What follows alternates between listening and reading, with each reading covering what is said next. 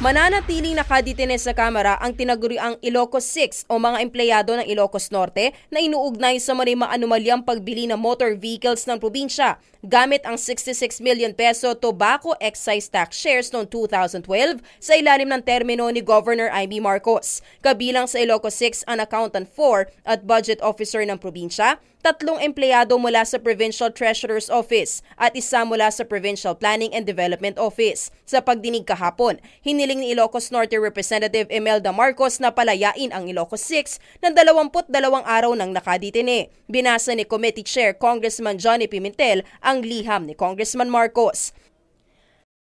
The sudden and prolonged interruption of their daily family routine has caused much anxiety to them and to their family members. I respectfully and graciously petition this honorable committee to release temporarily on my own recognitions the 6 detained provincial government employees. We are very much depressed.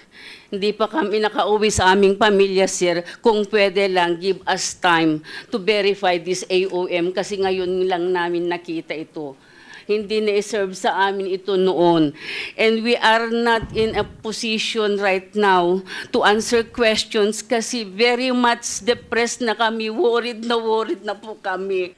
Pinakitaan muli ang Ilocos 6 ng voucher, tseke at ilang pang dokumento matapos patotohanan ng Commission on Audit ang authenticity ng mga ito. Hindi mo maalala kung nakatanggap ka ng pera na ganyang kalaki. 15,300,000 pesos for purchase of 5 buses. Still, Your Honor, I need my counsel with me. This committee will be able to lift your contempt kung mag-cooperate. Like we said, ma'am, kung ano-anong ginagawa nyo, but we just want the truth. You took an oath.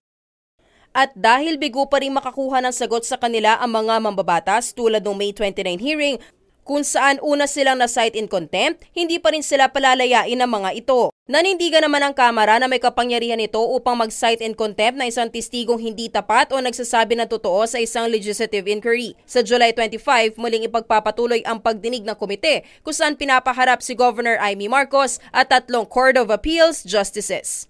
Joyce Balancho, UNTV News and Rescue, House of Representatives.